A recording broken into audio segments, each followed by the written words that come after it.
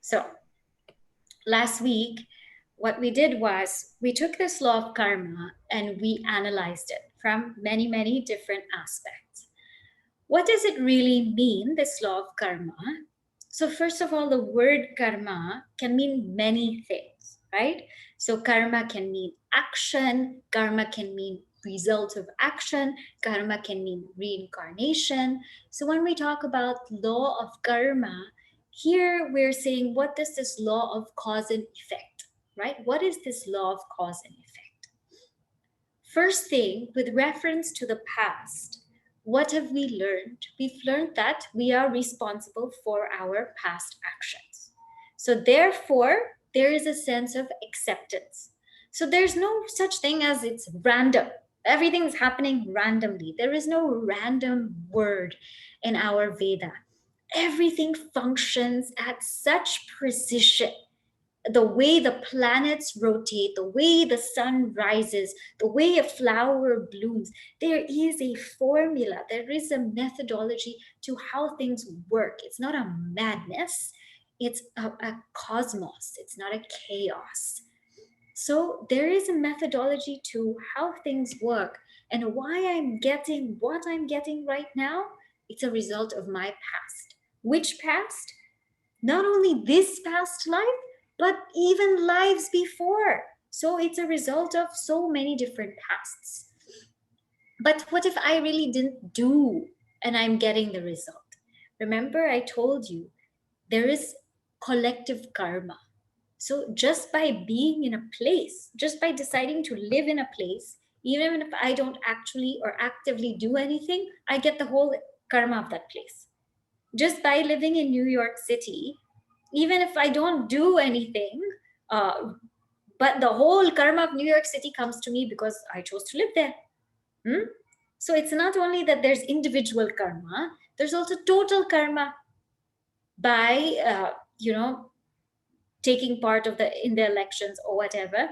Then that whole, whether I decide to take part or not, because I live in America, that whole result will come to me, whether I vote or not, isn't it?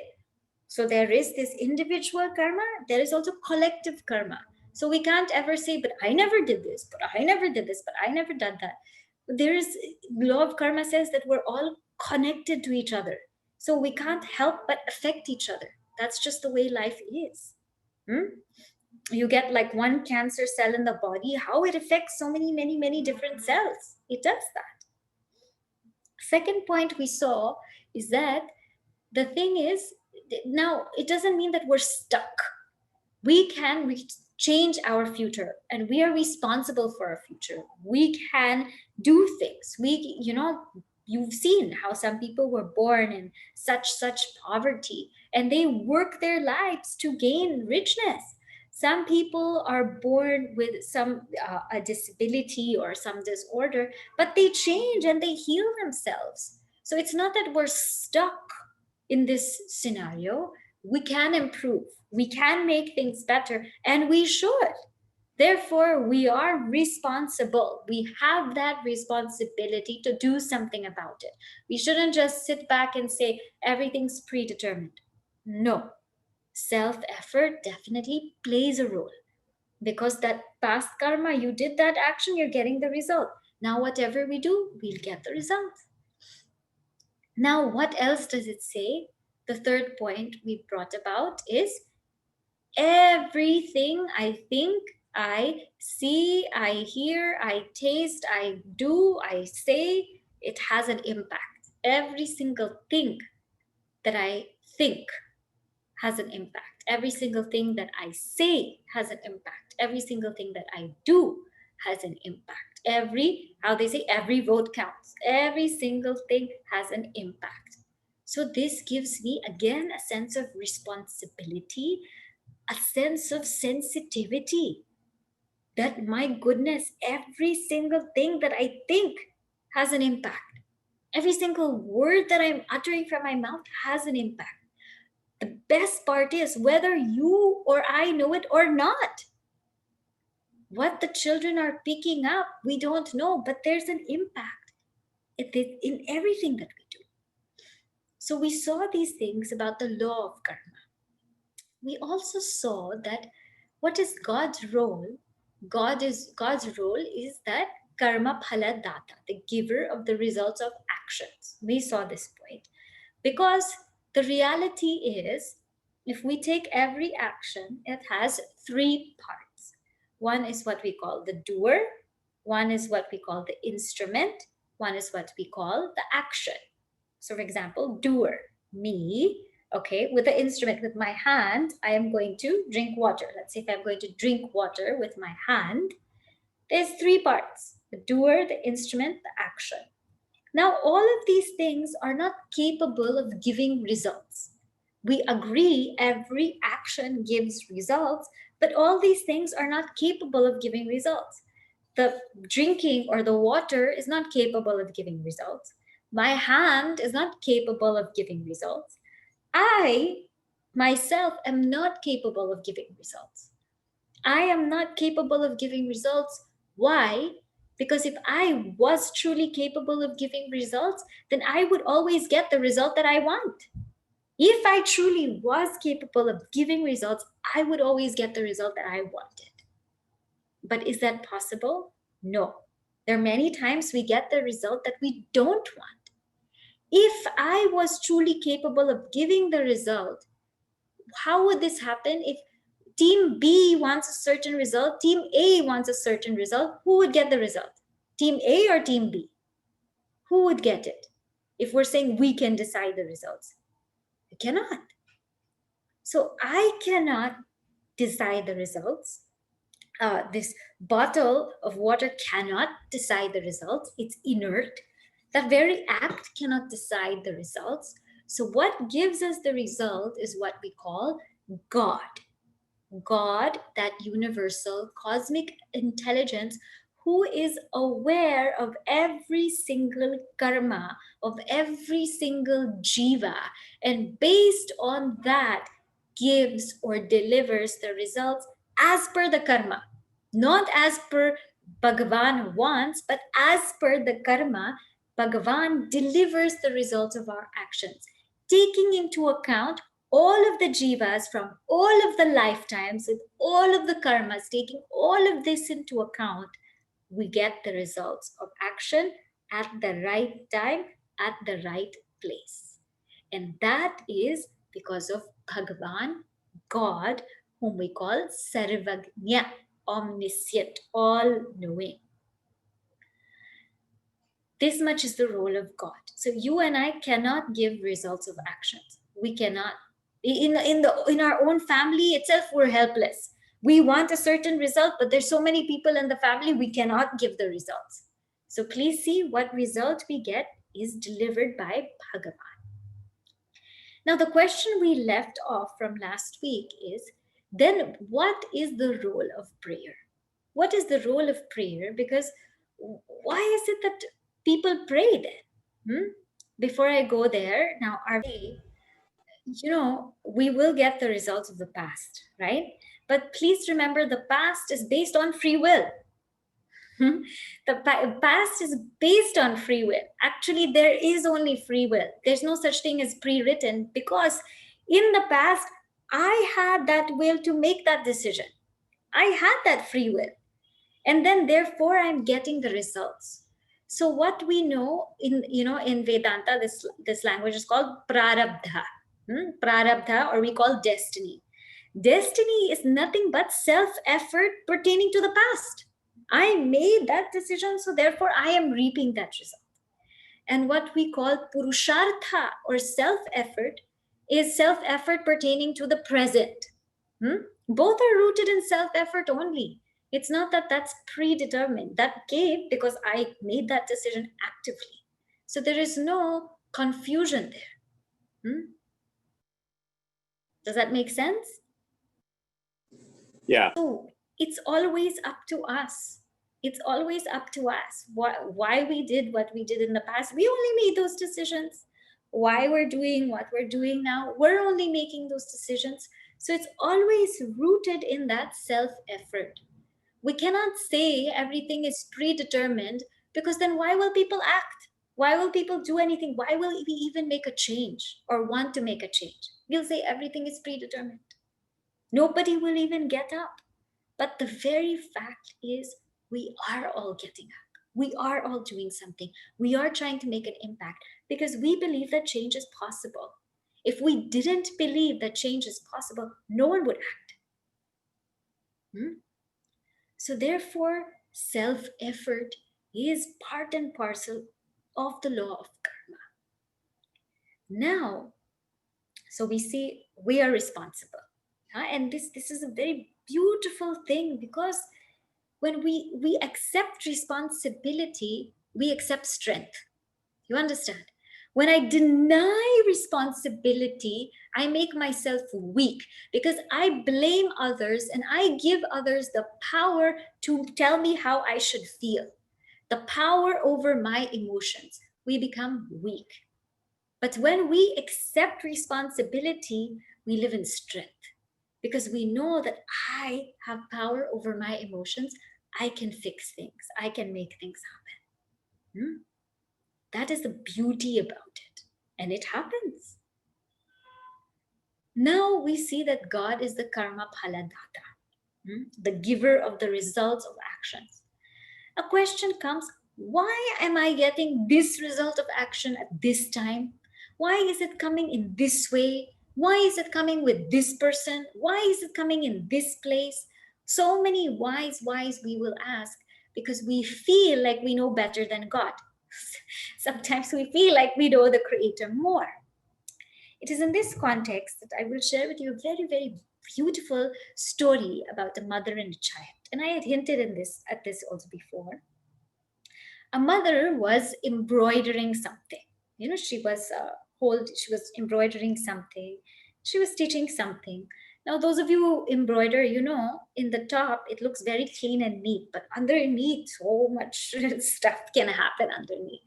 So the child would always look from underneath because child was sitting on the floor, the mother was sitting on the sofa, and say, Mom, it's really, really messy. From underneath, I'm looking at all the thread. It looks so messy. How come you're using so many dark colors? How come there's some thread sticking out? How come they're going in this direction and then that direction and then this direction? It looks really, really confusing.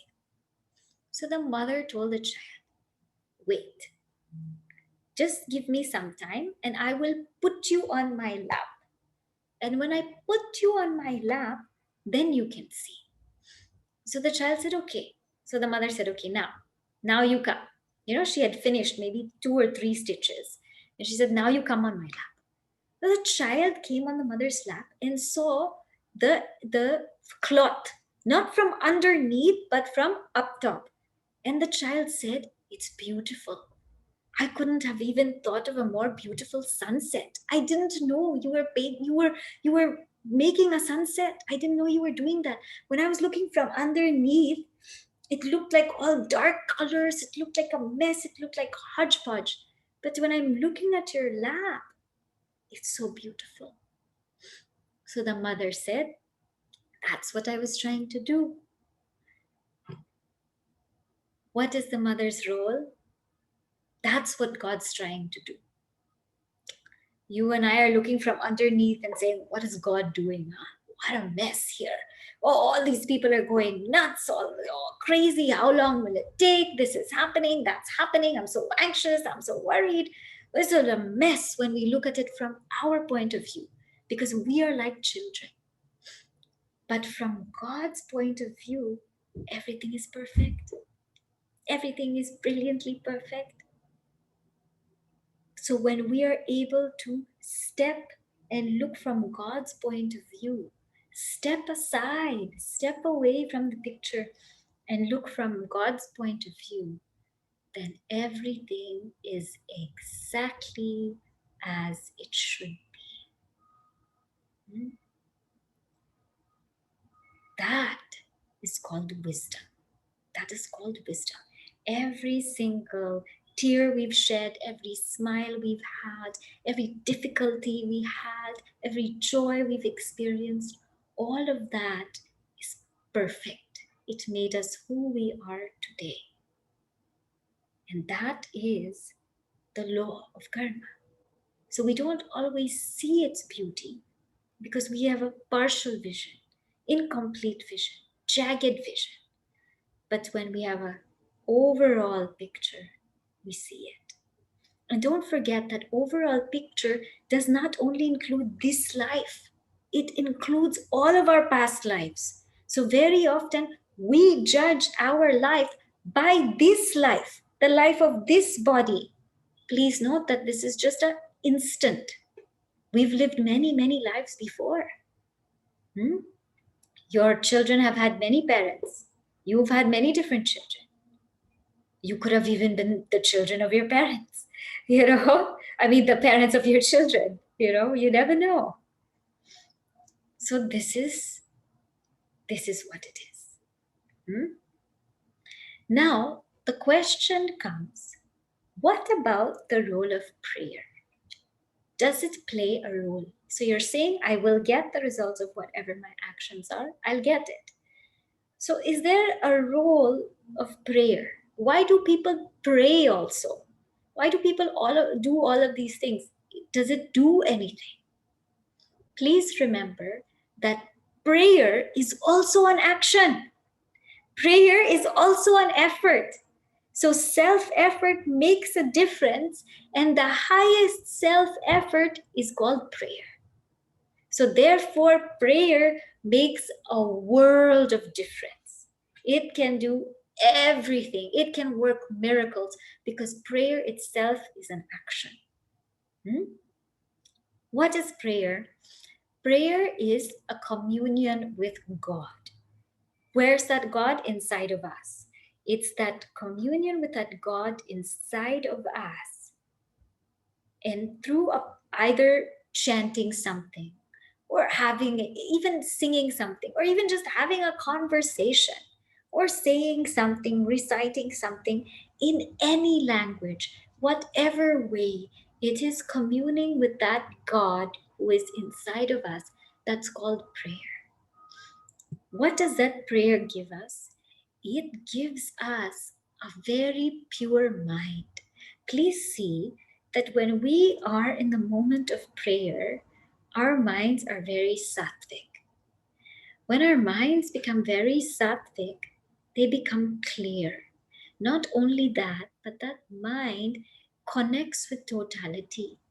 When I pray, I connect to the God inside of me, and that God is universal intelligence, is universal awareness. So I connect to that God, and in that connection, what happens is things are revealed to me. In the seat of prayer, things are revealed to me. What should I do? What shouldn't I do? How should this be done? Should I change something? All of these things, should I be aware of something? All of these things happen at the seat of prayer. And that's why it's the highest self-effort. The highest self-effort is when we're able to connect to that divinity within us, because we get so much purity, we get so much clarity, we get so much insight on how to live life. It's a huge pity that many people will say, I don't have time to pray. I don't have time to do japa. I don't have time to chant mantra. Please see that 10 minutes of sitting silently, how much more efficient it will make me in my day-to-day activity. So much more. I can tell you, just be spending some time in quietude. What would take maybe 4 hours to do takes 1.5 hours, sometimes even 30 minutes, because you're so much in touch with the depth of you that everything just comes out. That's the power of prayer. So prayer can change, prayer can heal, prayer can do so many, many wonderful things if we take recourse to it. Now, this doesn't mean just pray. This means pray and do. This doesn't mean I'll just pray and not do anything. Pray and do. In that prayer, in fact, you will understand what we should do. Is this much clear? Yeah? Okay. So now we're going to follow the next train of thought. Okay? So we've seen what the law of karma is, we've seen what the role of God is, and we've seen what the power of prayer is. Now, the next line of thought which comes in, okay, 1 second, huh? There is one question here. A doubt may arise if it's connecting with inner God, then what belief in idol and mantras? Can you please address that? Of course, yes. Now, see, first I will address idol. What is the belief in idol? Huh? Why we worship an idol, why we have a form of God. What does that do? We have a tendency to want to concretize or grossify everything. Such subtle concepts we say in Vedanta, you are the self. What's that like? What does that mean? You are formless. Okay, it's like space. What do you mean you're unattached? Ever unattached? You're like a screen in the movie. Okay, now I get it. What do you mean? You are bright. You're like the sun. Okay, I get it. Such subtle concepts that we want to convey, people feel the need to make it gross. People feel the need to put a form, put a picture, put a sound, put something, because I'm not able to grasp it. I'm not able to take it within me. So why we have a form of God is because there and then there is something the mind can grasp. There is something the mind can hold on to. I can visually look at that form. I can see that form. I can, feel a relationship with that form. To form a relationship with other people is quite easy because we see them. We physically can, hold them. We can touch them. We can look into their eyes, and we can do all of these kinds of things. So we feel we can make a relationship. But to make a relationship with God, who is our innermost self, that is very challenging. And so our rishis have said, use a form. If it's very hard to connect to the God within, you can use a form. And that is the whole art of doing puja. From within me, I invoke the form in this particular idol, in this particular Lakshmi, let's say, since we're doing Lakshmi Puja next week. And in that form, what happens? I build a relationship with it. Just like how a guest comes to the house, I build a relationship with that Devi or that Devata. I wash that Devi's feet, wash the hands, give her clothes, give her some nice sweets, show her arati, sing for her, dance for her, do all of that because I am building my relationship with God. And all of the emotions come out. And in fact, even after the puja, we say, now, Devi, you come back into my heart where you actually reside. So in the beginning, we say, from my heart, you come to this idol. And after the puja, you come back to my heart. So when we have this kind of transaction, we're able to build a relationship. It's easy. How will our children build a relationship if we say, okay, now God is inside you? So difficult. We have to say, Krishna's there. And he was so naughty, just like you. So you can talk to him, right? So we have these forms and these methods and these ways so that we can build that relationship with God.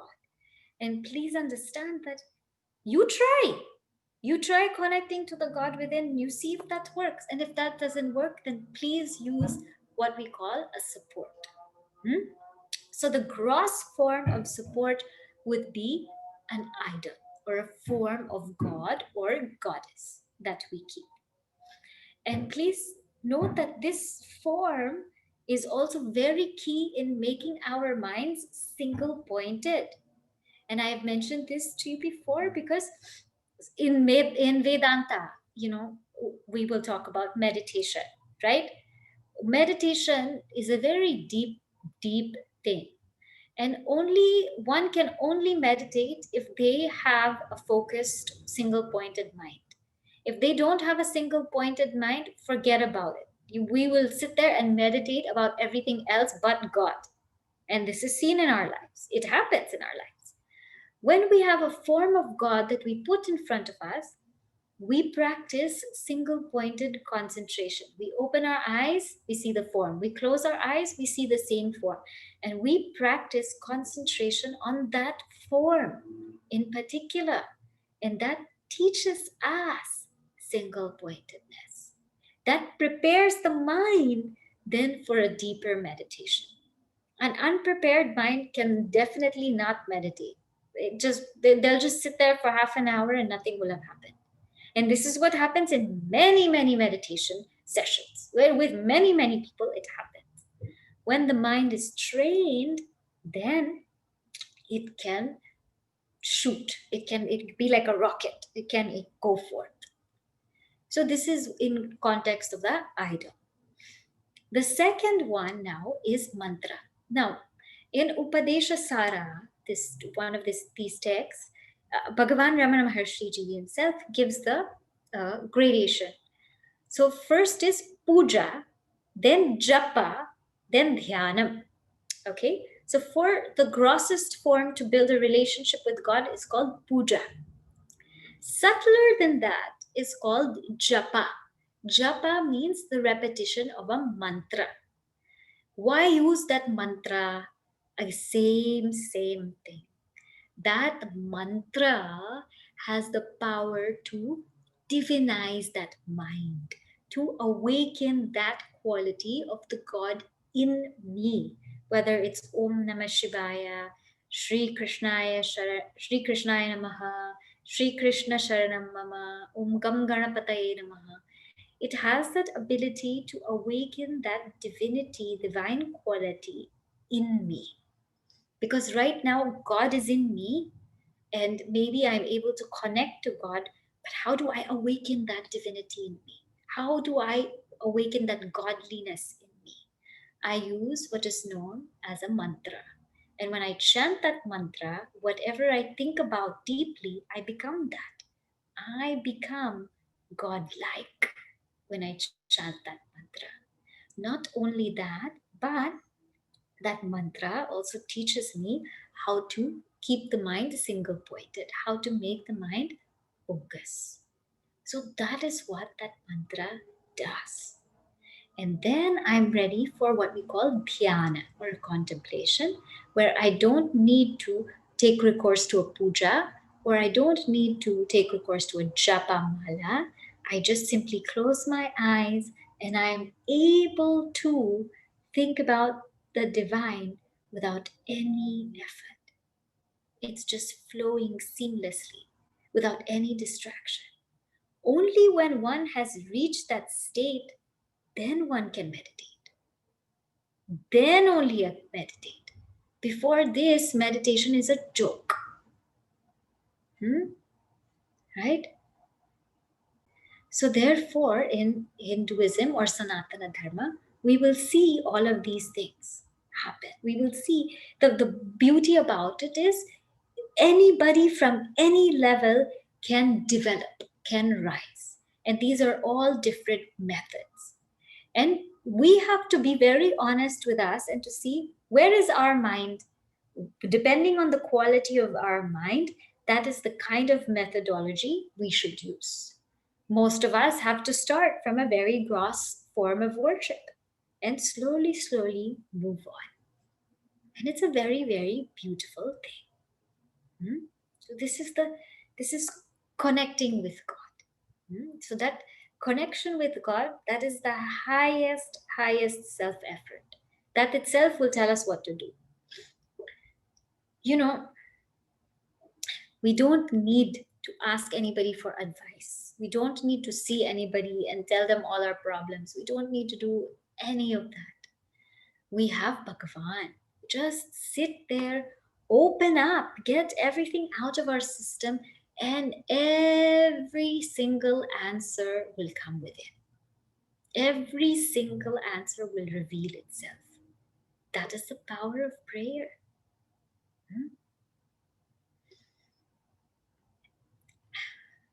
Now, I'm going to move on to the next line of thought. Okay?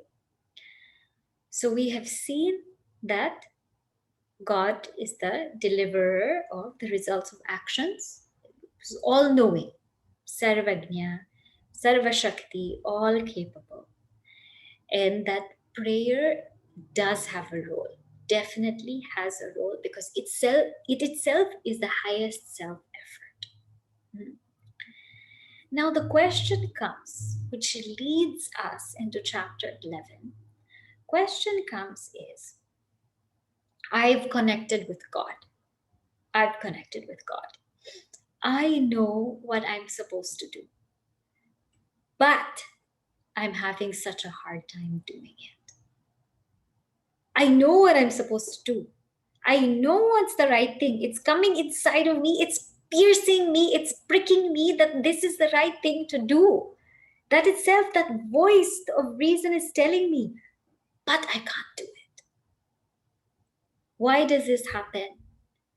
So this is how we begin chapter 11. The same question Arjuna asked Lord Krishna in chapter 3. Arjuna asked Lord Krishna, what is wrong? I want to do good, but why do I feel like doing bad? I want to do good, but why do I feel like doing bad? What's making me do these negative things? And Lord Krishna answers, Kama esha, Krodha esha, Rajoguna samudbhava. It means that there are these emotions in me, like desire, like anger, etc. These are in me. And why are they there? It's because of our vasanas. Our vasanas. Vasanas are these deep samskaras. They're also called samskaras. They're deep impressions in my subconscious mind. The knowledge that I have is in my conscious mind, but my deep impressions are in my subconscious mind. Chitte vasyamanatva. They live in my subconscious mind. They're called vasana. And it is these vasanas, and they can be either positive or negative. They can be either positive or negative, but very often these vasanas override everything. They override everything. Why? Because these vasanas are what is known as my habits. They're my habits. They're my natural tendencies. They're things that automatically just come out of me. So even if I know I should do something, I want to do something, something else is coming out. Something else is coming out. What is this something else?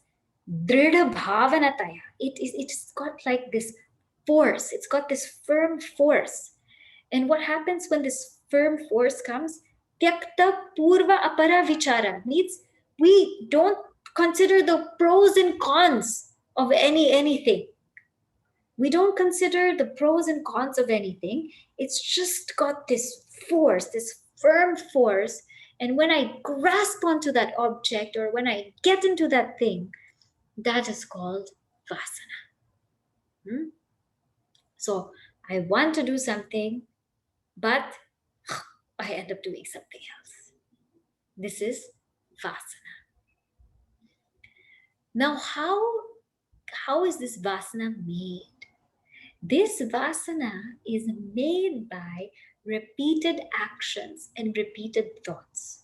This is how a vasana is created. This is how habits are created. That's why in the art of introspection, we also, need to introspect what habits are forming in my life. What habits are forming? If they're good, very good. But if they're negative, please let me stop it right here and now. Because once that habit becomes very deep, I have no control. It is very difficult to give up a habit. Everyone knows this. So those things that I repeatedly do, those things that I repeatedly think about, that brings a vasana. And the famous example we have seen is coffee. Gurudev's example also gives. First day, somebody tells me, oh, try this cup of coffee. I've never had coffee before. Try, you like it. Okay, I'll try one sip. Okay, it's good. Next day, the other person says, did you have coffee? No, I don't drink. Yesterday, I just tried because you told me to. No, have another cup. Okay, I tried. It's good. Third day, what happens? Coffee. Where's that cup of coffee? It's itself is coming. It itself is. My friend doesn't even have to come tell me. I will go get it, and my friend comes and tells me, "Oh, I see you like the coffee. Yeah, I really like the coffee. Now I'll keep drinking coffee." This is what happens. So we repeated, and then it repeats us. You don't even know, but you're walking towards that direction without even thinking you're walking towards the direction of the coffee. Isn't it? This happens. Then other habits can happen. Late night watching television or something. Well, yeah, only during election I will watch. Only during election I will watch 10 minutes more, 10 minutes. Then next day, 10 minutes more, 10 minutes. Then the next election finished, let's say results finished. Still I'm watching. And it comes to the point where I can't sleep without watching TV. This happens, isn't it? So simple actions we repeat, it becomes a habit. Thoughts, repeatedly thinking about something. Now I'll take this in a positive light. When we repeatedly think about our japa mantra, whatever japa mantra it is, Gayatri mantra, Om Namah Shivaya, Sri Ram Jai Ram, Jai Jai Ram. We keep thinking about it, it just comes to our mind. What a beautiful thing. It just comes to our mind. It's like, one song that you would have sung so many times, it just comes to your mind. It created a deep impression. This is how vasanas are created. So now the question is, I have these vasanas. What do I do with them? So first of all, one is I have to be aware of what vasanas are rising in me. I have to be aware what habits are rising. And if it's something positive, let it grow, no problem. But if it's something negative, right there and then stop it. Right there and then change the direction. Right there and then let it go. What's the best way to change the direction? The answer to everything, to all the questions that we have, satsang.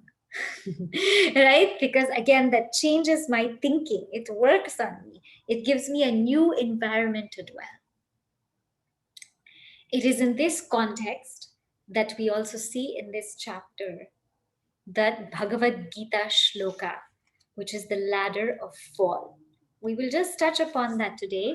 And I know you remember this, da, da, da, da, da, right? So I'll touch upon that, but it is in this chapter.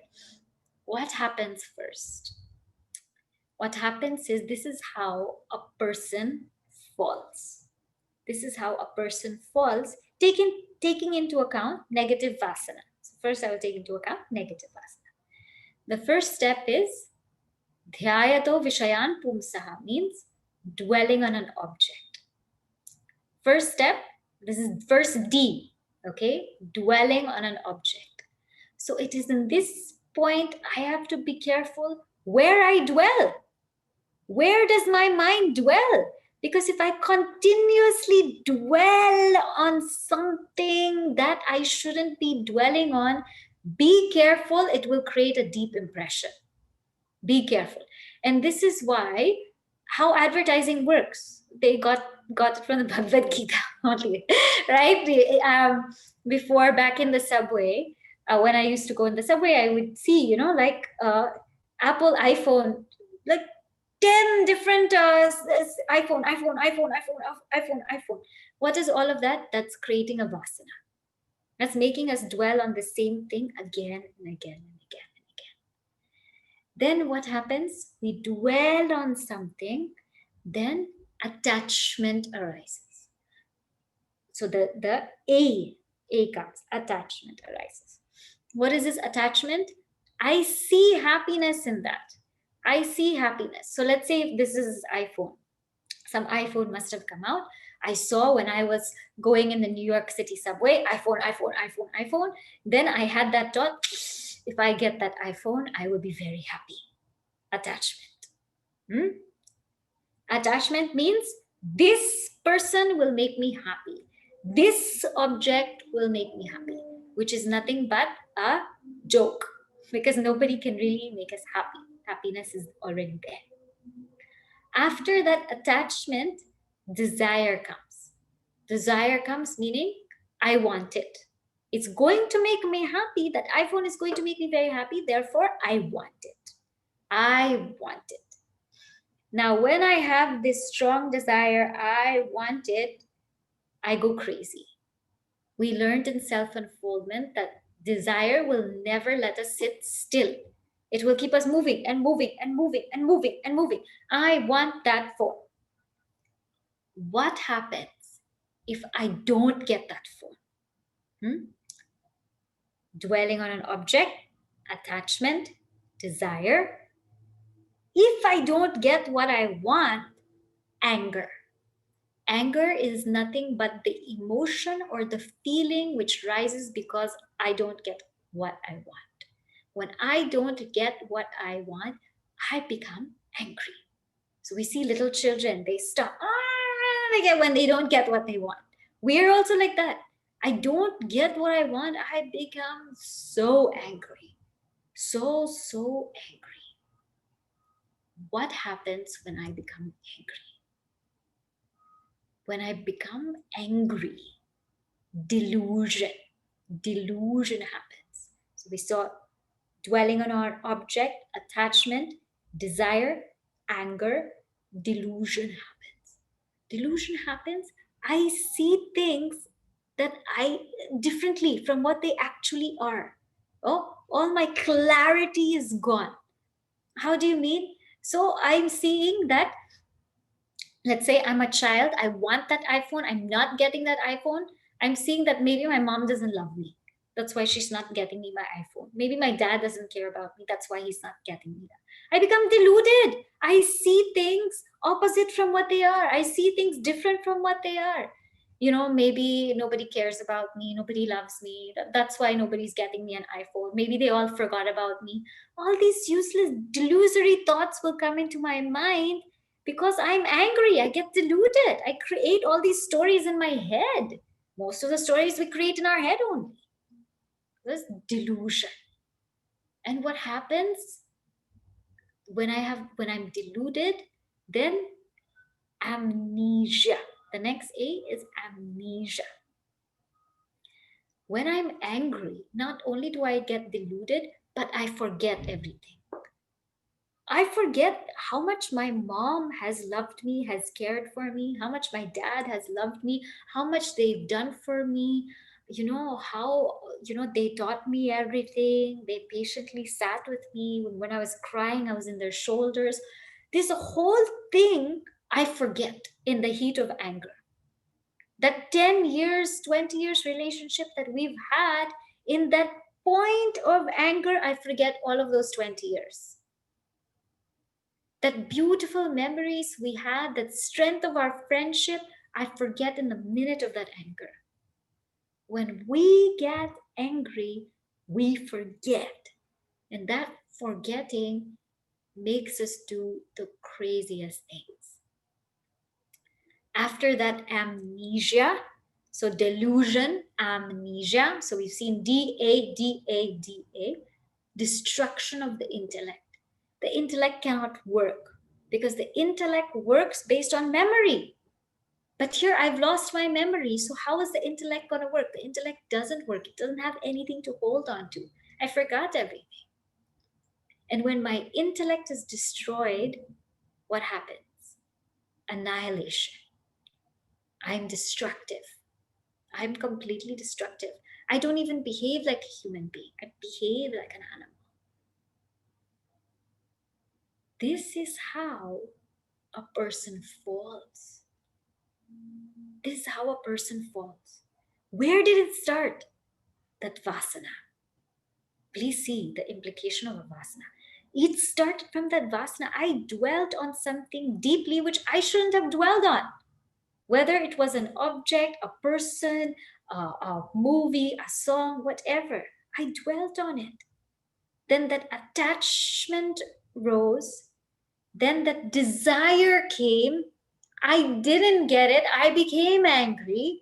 When I became angry, I became deluded. I had amnesia. I lost my memory. My intellect got destroyed, and I'm annihilated. I'm destructive. You might say, but what if they got what they wanted? What if they desired something and they got it? We get what we desire, it can lead to greed. That's another route a person can get greedy, that I have so much, so much. And that greed leads to pride, that, oh, I have this, but you don't have. That again, that person will fall. This anger, this greed, this pride, same things they do. They make us deluded. They make us forget. When we are so proud, we forget all of those who helped us to get to where we are. This is how we fall. Now, when we look at this, we see, it's very, very tough. But at the same time, through a positive Vasana, we can also rise. And that we will take up in the next session. Okay? I will stop here to see if anyone has any questions. So yes, with this dwelling, it can also go the other way. It can. But the detail of that I will take up in the next class. But just to give you a simple sample, that dwelling can go the other way. It comes in Bhaja Govinda. And I'll give you just the sutra. It says when we take into satsanga. Satsanga means good quality of company, or something higher, something better, something more positive. When our mind is constantly immersed in that, then what happens is nisangatva, means we become detached from everything lower. So like that book you were mentioning of, when somebody practices 10,000 hours of something, what happens is, and if it's a positive thing, then the mind gets really, really immersed. And yes, it does build focus. And then all the lower things shed away. It gets detached from the lower things. And it is through this that the person actually can evolve. And this is actually what we will have to do eventually. So this dwelling on something, as I said, in a negative context, it will take the DA route. But in a positive context, it will take that satsanga, nissanga, it actually takes one to moksha. So it depends on how I use it. I had started with the falling down because we were talking about the law of karma and how when we want to do something, but we can't, what is it that prevents us? And it's that negative vasana, and that's how we go down. But in the next class, I'll elaborate more on how we can go up with that vasana. Okay. We'll stop here today, and we'll say the closing prayer. Next week, we won't have satsang. We will have our Diwali Puja as a family. Okay, so please make sure that you check the newsletter, the WhatsApp to prepare all of the materials. And remember, this is a way for us also to connect to Goddess and bring her to our homes.